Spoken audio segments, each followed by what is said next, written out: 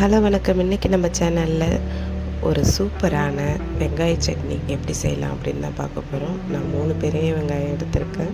அதுக்கு ஒரு தக்காளி, ஒரு 4 பச்சை மிளகாய், இது எல்லாத்தையும் கட் பண்ணி வச்சுக்கலாம். இது கூட 2 காஞ்ச மிளகாய் சேர்த்துக்கலாம். இந்த பச்சை மிளகாவும் காஞ்ச மிளகாவும் சேர்த்து செய்கிறப்ப டேஸ்ட்டு சூப்பராக இருக்கும். வானல் சூடானதும் அதில் தாளிக்கிறதுக்காக நான் கொஞ்சம் எண்ணெய் ஊற்றி அதில் கடுகு போட்டுக்கிட்டேன். கொஞ்சம் உளுத்தம் பருப்பு இதை ஒரு கிண்ணத்துக்கு மாற்றிக்கலாம். அதே வானலில் இன்னும் கொஞ்சம் எண்ணெய் சேர்த்து நம்ம சட்னிக்கு வதக்க போகிறோம். பாருங்க, ஆயில் சேர்த்தாச்சு. அதில் ஃபஸ்ட்டு நம்ம இந்த பச்சை மிளகாவையும் வரமிளகாவையும் சேர்த்துக்கலாம். இது நல்லா பொரிஞ்சு வந்ததுக்கப்புறம் இது கூட வெங்காயம் கொஞ்சம் போல் கலர் சேஞ்ச் ஆகிற வரைக்கும் நம்ம வதக்கிட்டு அதுக்கப்புறம் தான் தக்காளி சேர்க்க போகிறோம்.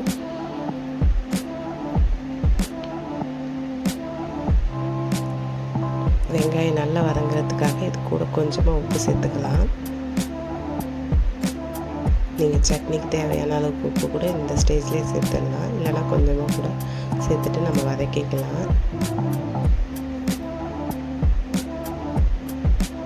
நல்லா வதங்கிட்டுருக்கு. இந்த அளவுக்கு வதங்கி வந்ததுக்கப்புறம் இது கூட தக்காளி சேர்க்கணும்.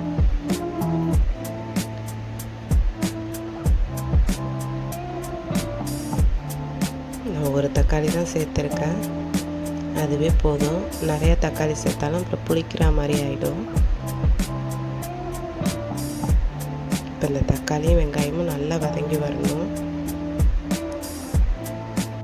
டெய்லி ஒரே மாதிரி சட்னி செய்யாமல் இதை மாதிரி கூட ட்ரை பண்ணி பார்க்கலாம். டேஸ்ட்டும் நல்லாயிருக்கும். இப்போ இந்த அளவுக்கு நல்லா வதங்கி வந்ததுக்கப்புறம் இது கூட நான் பொட்டுக்கடலை சேர்க்க போகிறேன். நான் சும்மா கொஞ்சம் ஒரு 10 பொட்டுக்கடலை போல் தான் சேர்த்துருக்கேன். நீங்கள் ஒரு ஸ்பூன் அளவுக்கு சேர்த்தா கூட டேஸ்ட்டும் நல்லாயிருக்கும். அவ்வளோதாங்க.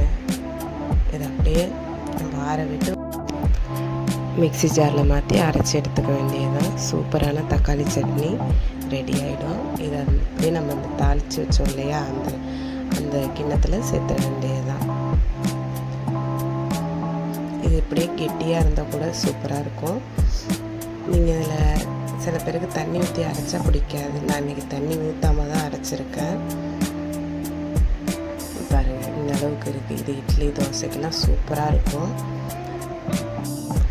தண்ணி வேணாலும் சேர்த்து அரைச்சிக்கலாம். அவ்வளோதாங்க, சூப்பராக சட்னி ரெடி ஆகிடுச்சு. நீங்களும் ட்ரை பண்ணி பாருங்கள். நம்ம சேனலில் கார சட்னி வீடியோ கூட போட்டிருக்கேன், தேவைப்படுறவங்க செக் பண்ணி பாருங்கள். வீடியோ பிடிச்சிருந்ததுன்னா லைக் பண்ணுங்கள், ஷேர் பண்ணுங்கள். மறக்காமல் நம்ம சேனலை சப்ஸ்கிரைப் பண்ணுங்கள்.